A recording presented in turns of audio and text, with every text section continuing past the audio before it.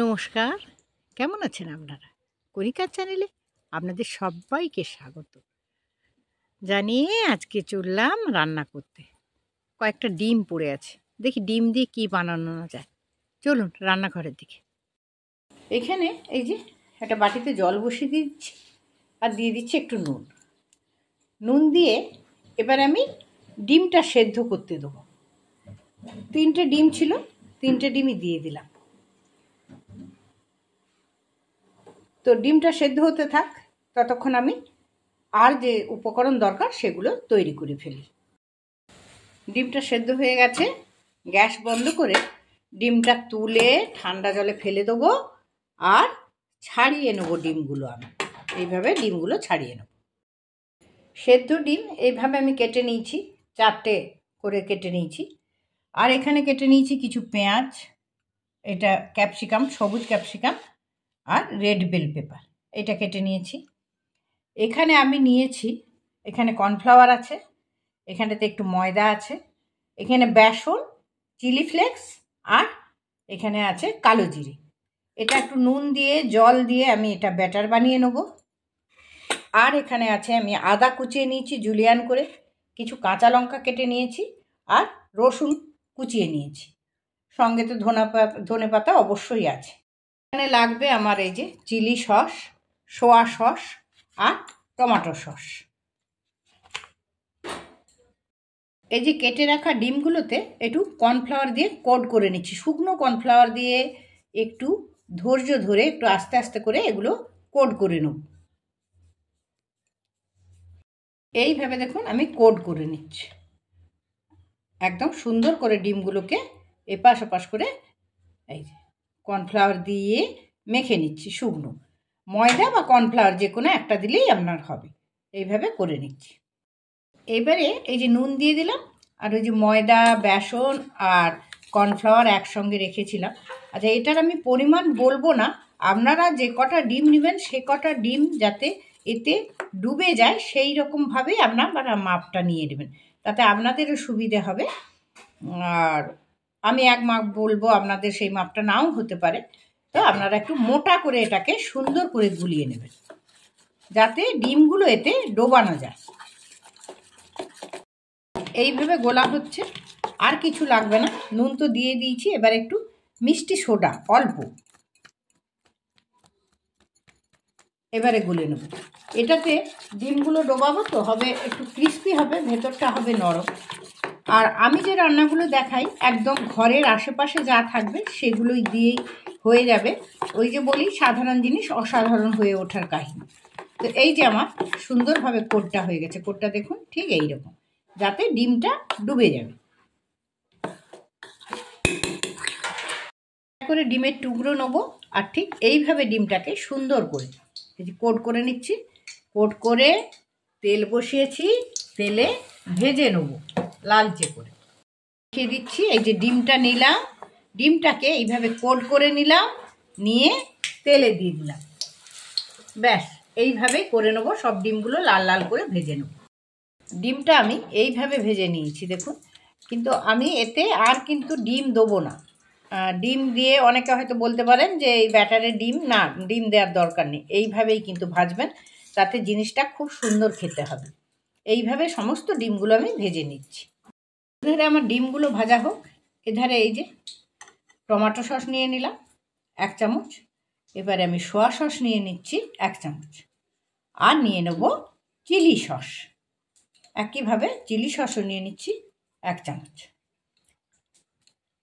এই দেখুন, নিয়ে এটা একটু গুলে নিচ্ছি অল্প একটু জল দিয়ে।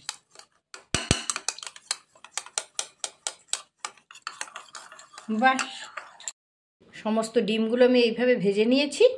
এইবারে আমি ওই তেলে আর তেল দেবো না, গরম মশলা দিয়ে দিচ্ছি। ওই একটা দারচিনি, একটা ছোট এলাচ আর কয়েকটা লবঙ্গ। এটা থেকে যখন একটু ভাজা গন্ধ এলো তখন আমি ওই যে কুচিয়ে রেখেছি রসুন, কুচনো রসুন দিয়ে দিচ্ছি। বেশি লাল করব না রসুনটা, এমনি একটুখানি নেড়ে নেব। নেড়ে নিয়ে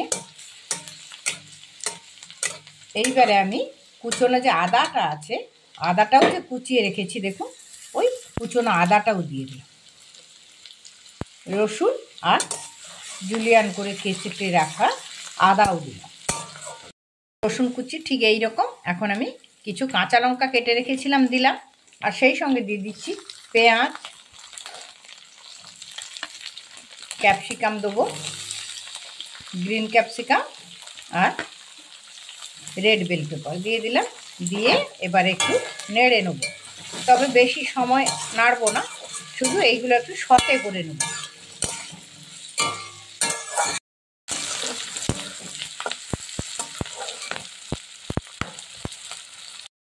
এইবারে আমি একটু কাশ্মীরি লঙ্কার গুঁড়ো দিলাম, যেহেতু আমার কাঁচা লঙ্কা আমি চিড়ে দিয়েছি আর চিলি সস দিয়েছি, তাই আমি আর কিন্তু লঙ্কা দেবো না। আর গ্যাসটা অবশ্যই মিডিয়ামে থাকবে, আর ঠিক এই রকম, খুব একটা কিন্তু হবে। এবারে আমি সেই যে সসটা, চিলি সস, সোয়া সস আর টমেটো সমস্ত সস দিয়ে এবারে একটুখানি নেড়ে নেব এইভাবে।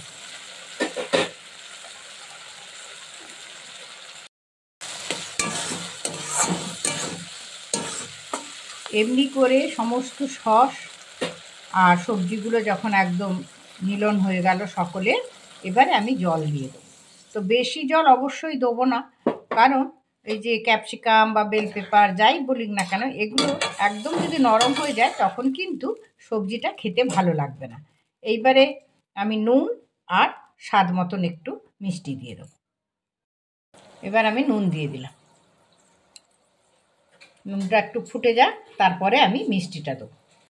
এবারে আমি চিনি দিয়ে দিচ্ছি, এটা আপনাদের মতো করে আপনারা দেবেন, কারণ কণিকাদির হাত তো জানেন যে একটু মিষ্টি তার দেওয়া হয় সবজিতে, তো আপনারা আপনাদের মতো যতটা মিষ্টি লাগবে ততটাই দেবেন। এবার এখানে এই যে একটুখানি কর্নফ্লাওয়ার নিয়ে আমি জল দিয়ে গুলে নিচ্ছি। এটা সবাই জানেন গ্রেভিটা একটু গাঢ় করার জন্য প্রয়োজন হয়, এটা গুলে রাখলাম, একটু পরে দেবো। এইবার দেখুন, এই যে বেশি তো ফোটানোর দরকার নেই, শুধু জলটা দিলাম, কেননা ওই ডিমগুলো পড়বে তো, সেই জন্য একটু জল দেওয়া। আমি ডিমগুলো দিয়ে দিচ্ছি। একটু যদি অল্প ডিম থাকে এইভাবে বানিয়ে নেওয়া যায়, খুব সুন্দর একটা রেসিপি, খেতেও সুস্বাদু আর দেখতেও বড় সুন্দর। একটুখানি ফুটে যাক, ভেতরে রসগুলো ঢুকে যাক ডিমের ভেতরে। কর্নফ্লাওয়ার যে গুলে রেখেছি, এবারে কর্নফ্লাওয়ার গোলাটা আমি দিয়ে দিলাম, দিয়ে নেড়ে নিচ্ছি। এতে গ্রেভিটা একটু মোটা মোটা হবে আর খেতেও হবে খুব সুন্দর।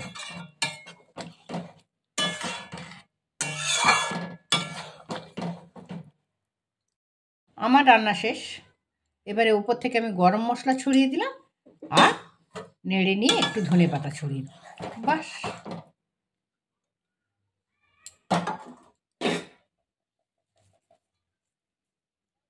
ভারী সুন্দর হয় খেতে। হয়ে গেল, এবার নামিয়ে আপনাদের পরিবেশন করে দেখাচ্ছি। এবার আমি নামিয়ে নিচ্ছি। এইভাবে একবার করবেন, দেখবেন খুব ভালো লাগবে। তাহলে কেমন লাগলো বন্ধু আমার, অবশ্যই কমেন্টস করে একবার জানাবেন। আর যারা সাবস্ক্রাইব করছেন, যারা করেননি, সবাইকে আমার শুভকামনা জানাই। এই যে কিছু কিছু সম্পর্ক এত প্রাণের হয়, সে কথা হোক কিংবা দেখা না হোক, বা কথাও যদি না হয়, তবুও তার জন্য রইল আমার শুভকামনা, ভালোবাসা। তাই আবার আপনাদের সঙ্গে এভাবেই হবে পরিচয়, এভাবেই হবে জানা আর শোনা। তাহলে আজ এই পর্যন্ত বন্ধু, আমি রাখছি এবার। নমস্কার।